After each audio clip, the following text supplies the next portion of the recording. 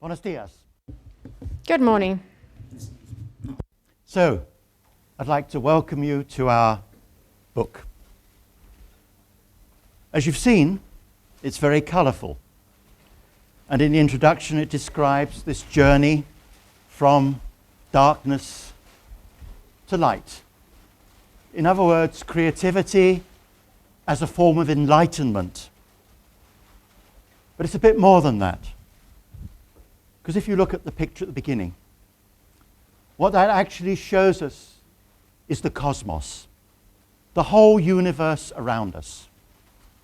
Everything from which we draw our humanity, our being, our earth, is part of that community of stars and universes all around us. And then as we progress through the book, we travel from the world of the stars to the world of the washing line.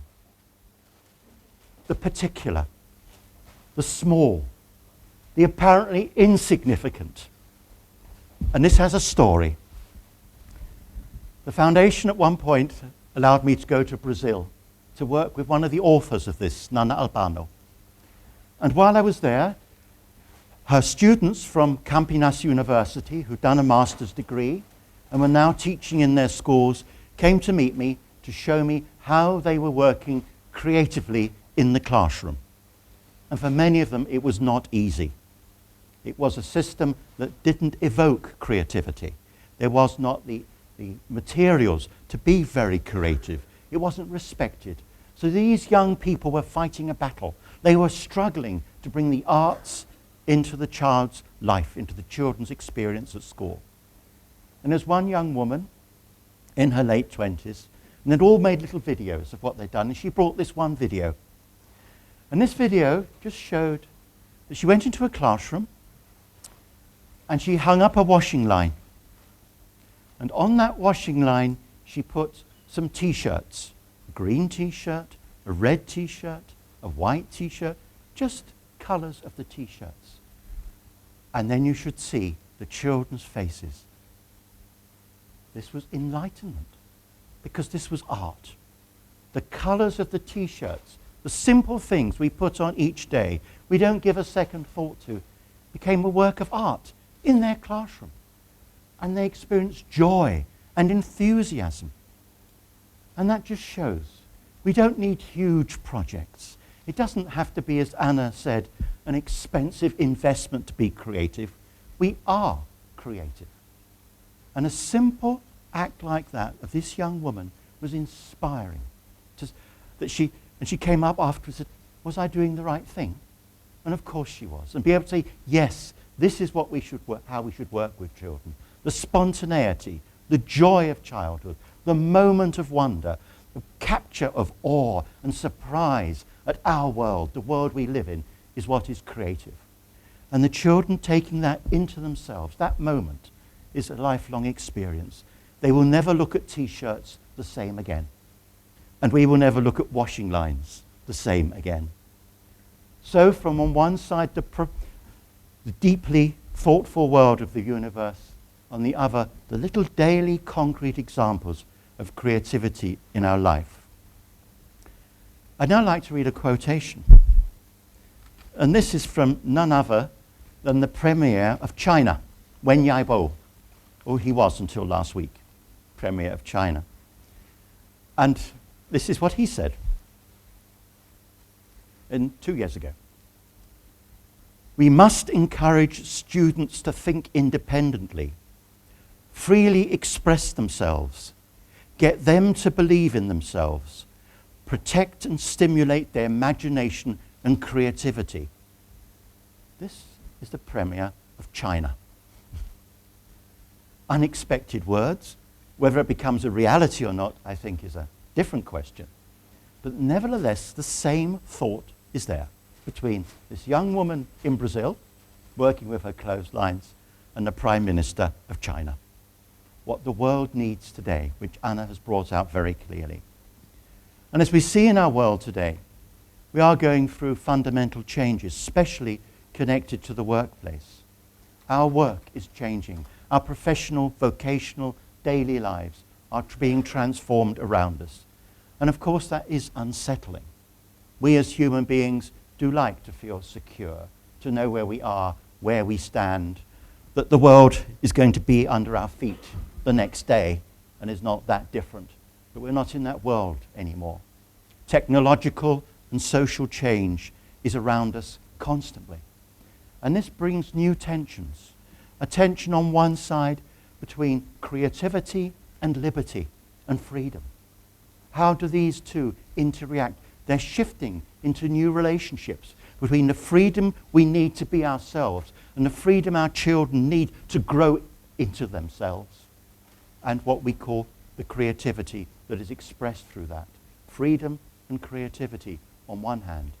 On the other tension is innovation and technology. How do we constantly find innovative ways of life, which we have around us all the time, and learn to live with the new technology that is changing our world within us? And there we feel in our report that the arts play such an essential role, perhaps more than ever before. Of course, we've always been artistic. We've always been creative. From the moment I saw in Israel a little ornament, the oldest work of art in the world. I don't know how many hundreds of thousands of years old. It was very small, and it said, this is the oldest work of art in the world, going way back to the Stone Ages. Yeah. So from those first moments of artistic endeavor, the art of being human has stood there. Yeah. And that is what is so important, not just the arts, not just what we create out there, but the art of being human. And this is what we try and bring, and want to bring more and more into the way we work with our children, that the children are also co-creators of our world. We don't just create it for them. We don't just serve them, but they speak to us.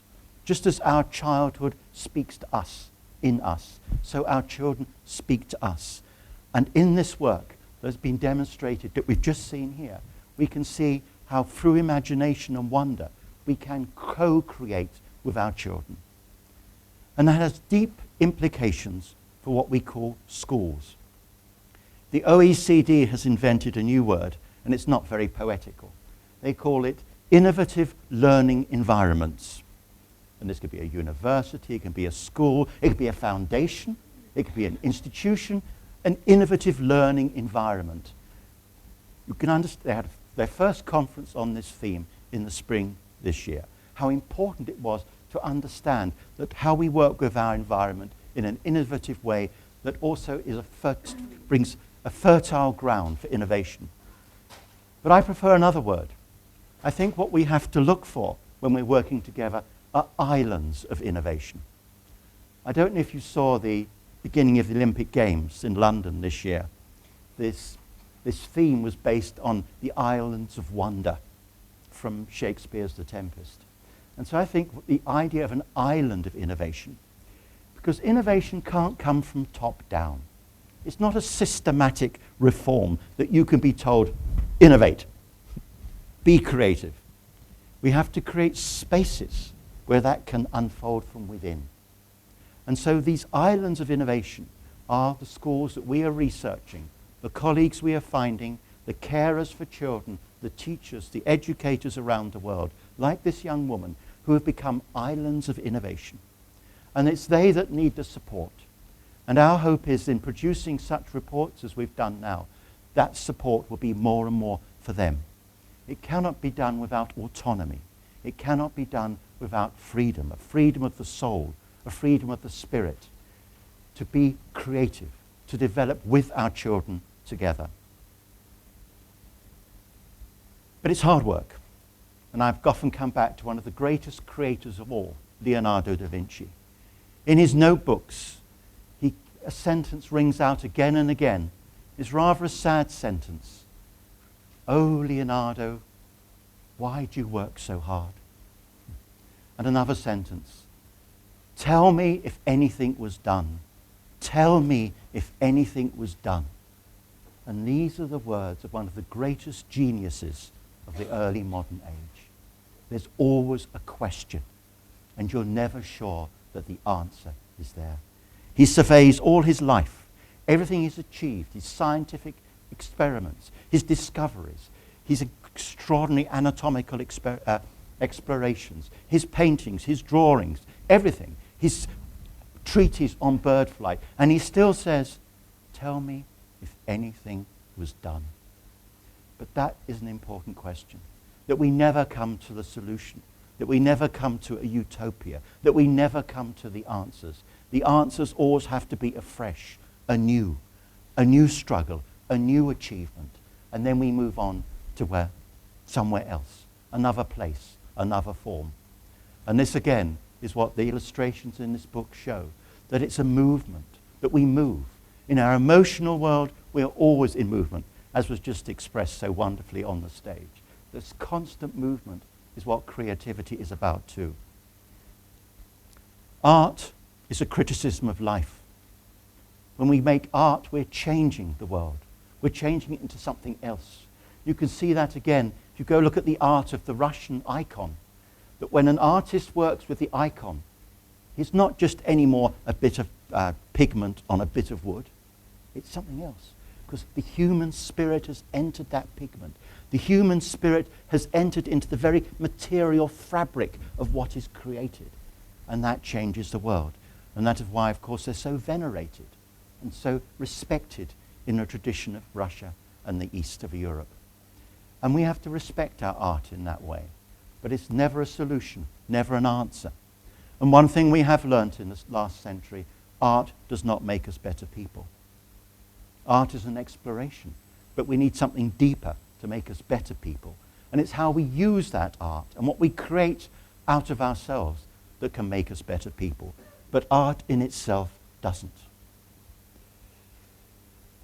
John Dewey was a great philosopher on education. And he had this wonderful word, I hope it translates, wonderful sentence, that the opposite of aesthetic was anesthetic.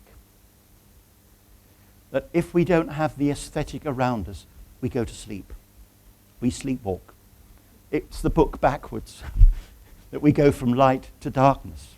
Without the aesthetic, without a sense of beauty, goodness, and truth, we turn back to a sleepy, sleepwalking nature, and we lose our humanity. And so when we produce this report, we've tried to be aesthetic. We've tried to create a new aesthetic in this book that takes us in the world of colour, not just in the world of words. And lastly, what we also have to contend with is the unexpected. Who knows? Who knows of one of those children in that classroom with the T-shirts hanging on the washing line? What idea they had when they saw that, and how that could maybe one day transform their lives and transform the lives of everybody else around them. Who knows? We don't. We just have to trust and act in this way, and then let it lie and leave it. Leave it to the individual child and human being to find that in themselves. And it's the unexpected that it makes this joyful. This is where the joy comes. In this moment of, it appears. Out of goodness knows where. Unprepared, unexpected, unawaited, the moment this idea, this form, this colour, this movement, this feeling, this music, this gesture appears. And that's what we have to live with. And that's why it can't be technocratic. It can't be a technocratic change of systems. Something has to always come from within. So I'd like to finish there with the unexpected, because we're going to show you a little video now introducing the group that have produced this report. And there is a moment, as you'll see, that was unexpected. So if you'd like to watch, I'd like to thank the Foundation, and Inigo, and Javier, and Loma, and everybody, and Fatima, and Arati, and everybody who stood behind us in this work, in allowing us and my colleagues up here to do this work. Because as I've said, it's not just the hard work that's been interesting, it's the joy of it. And I hope you can see in this, and you could see there, how much we've enjoyed ourselves. And that the enjoyment has allowed us to be creative. The warmth of heart, the hospitality, the colleagueship, the sharing and exchange and discussions about ideas have all enriched us too. And I think if we're working as educators and carers for our children, we need that experience. The classroom, the school, has to be joyful. The children have to have this quality, and this quality of play. All art is play.